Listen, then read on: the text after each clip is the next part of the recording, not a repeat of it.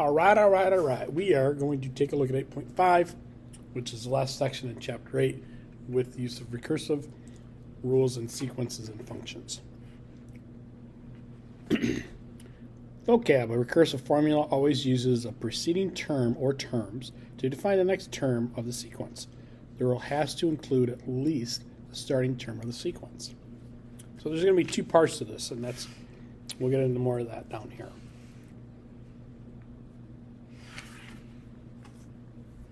So write the first 6 terms of the sequence. Well, we have the first one, so we really need the next 5. So if I have a sub 1, and this is a sub n, that means a sub 2 is going to equal the following. This is saying 2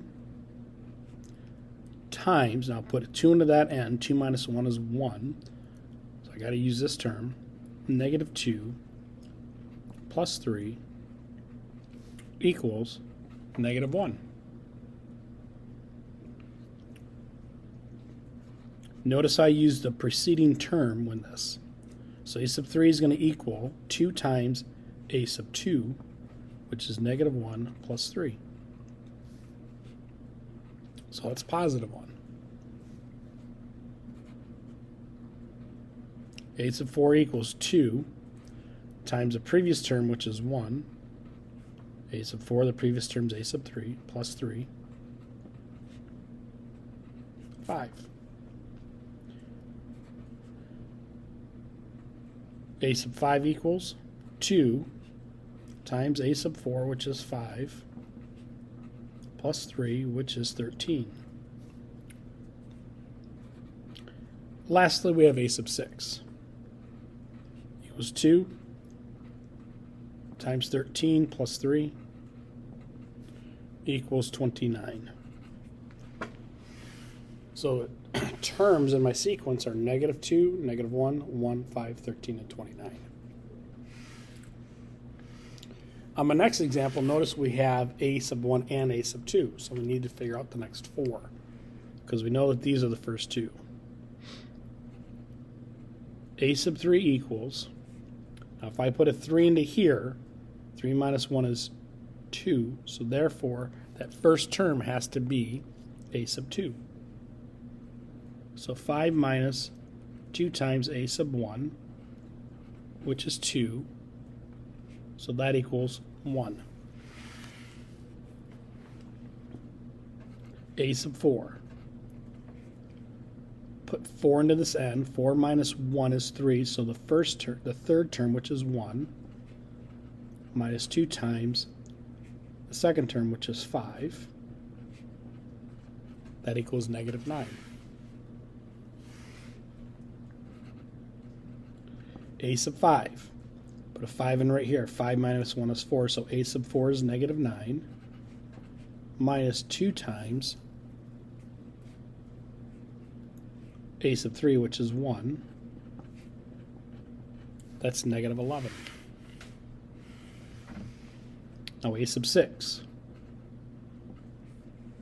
Put 6 in here is 5. A sub 5 is negative 11. Minus 2 times, now if I put 6 in here, that's 4. 6 minus 2 is 4. Negative 9, and this is going to equal 7. Well, you can go ahead and figure this one out. And if you do, what you end up with are 3, 8, 19, 42, 89, and 184.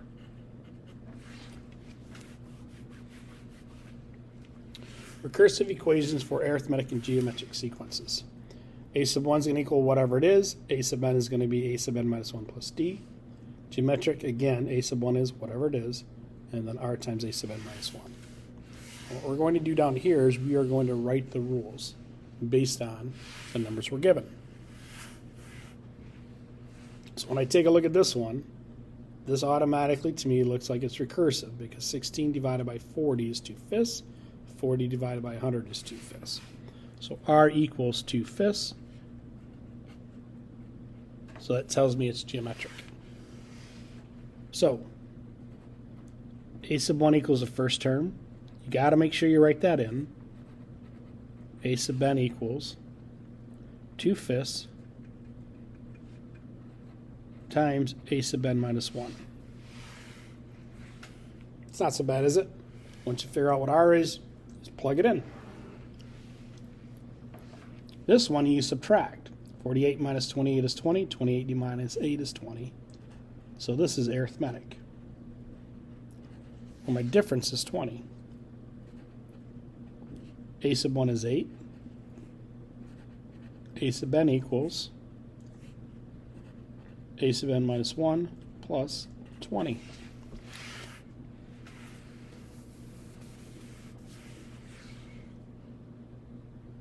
Third one's a little bit different. Negative 18 minus a negative 8 is going to be 10. Negative 8. I'm sorry. Let's look at that again. 8 minus negative 10 is 18.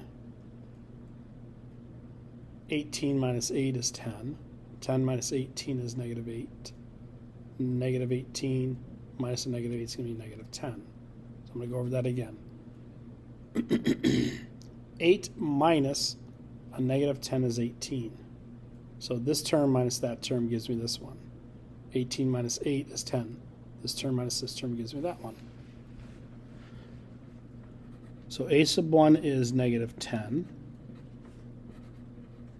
A sub 2 is 8. Which means a sub n is going to be equal to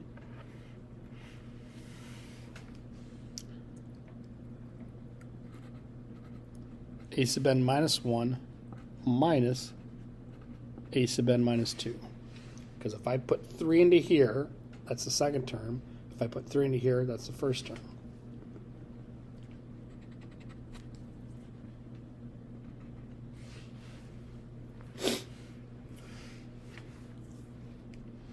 Hmm.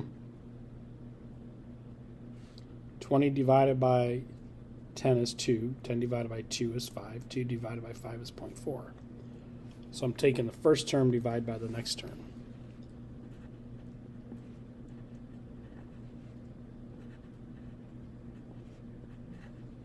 A sub 1 is 20. A sub 2 is 10. A sub n equals a sub n minus 2 divided by a sub n minus 1. So let's check it out. Let's say n is 3. Put a 3 in here, and that gives you a sub 1. Put a 3 in here, that gives you a sub 2. 20 divided by 10 is 2.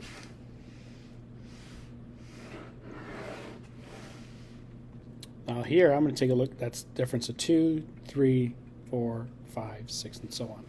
So what that tells me is to get this number, I'm going to add 2 to it. To get this number, I'm going to add 2 to it, and so on.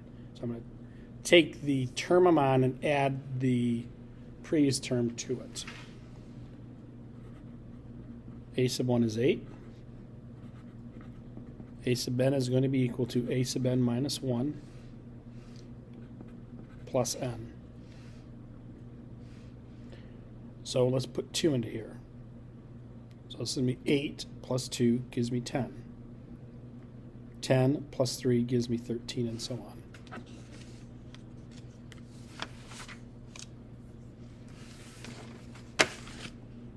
Now we're going to take a look at the back. Write a cursive rule for the sequence defined by the given explicit formula. I know that this is arithmetic because it follows the arithmetic rule for an explicit formula, which is a sub n equals a sub n equals a sub 1 plus n minus 1 times d. D equals 5. It's arithmetic, d equals 5. A sub 1 equals, put 1 into that n. 30 minus 5 times 1 is 25. A sub n equals a sub n minus 1, all that, minus 5.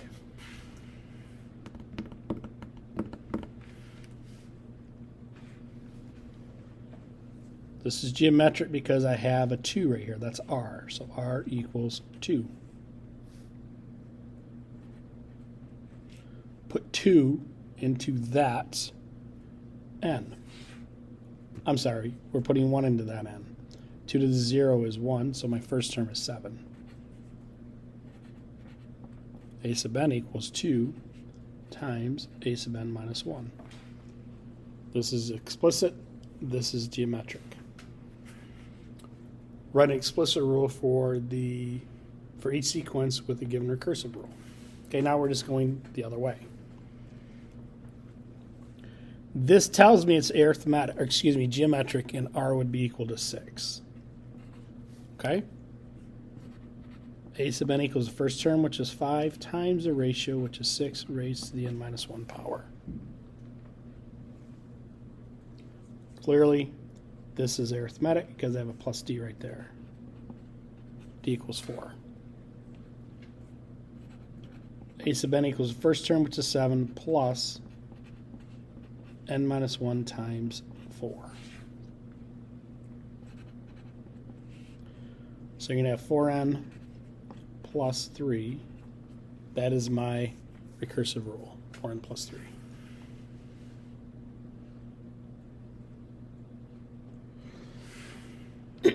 Our favorite thing in summertime is dealing with mosquitoes, so let's take a look at an example with mosquitoes. Mosquito population is in a controlled laboratory condition is estimated to be about 500. Each day, additional 100 mosquitoes are hatched. The population also declines by 65% every day from a pesticide and other natural causes. Write a recursive rule for a sub n of the mosquitoes that started the nth day. Well, what we do know is that a sub 1 equals 500.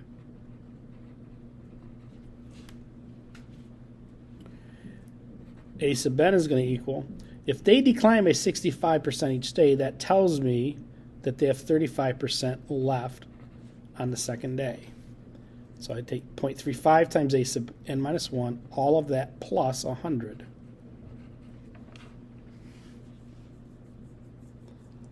How many mosquitoes are left after the 5th day?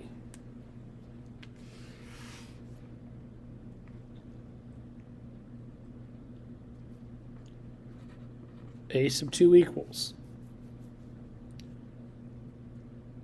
So you're going to take 0.35 times 500 plus 100 simplifies to 275. Take 0.35 times 75 plus 100. That simplifies to 196 of those buggers.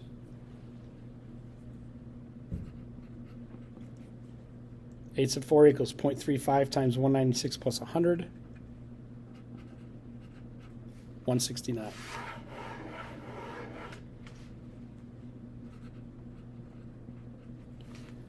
A sub 5 equals 0.35 times 196 plus 100, which simplifies to 159.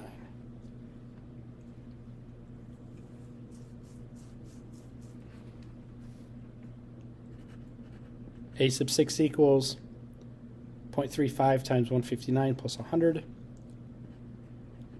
which is 156. Now what's going to happen over time is that this is going to approach approximately 154 mosquitoes. If you keep going on, that's what you're going to end up with. Okay, last one. You borrowed $20,000 at 8% interest rate, compounded monthly for 4 years. The payment is $489. Write a recursive rule that would give the balance of the loan. Well, R is going to equal, we go back to our simple interest problems that we did in Chapter 6. 1 plus 0.08 divided by 12. It's compounded monthly. This equals 1.006 repeated.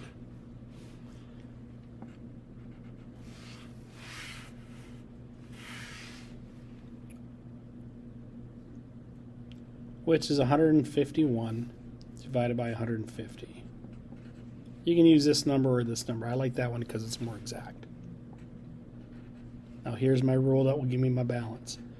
A sub 1 is 20,000.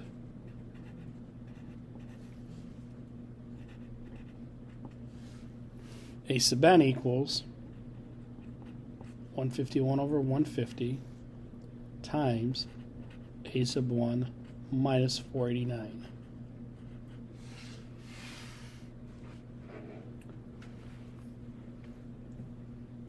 What is the balance after 1 year?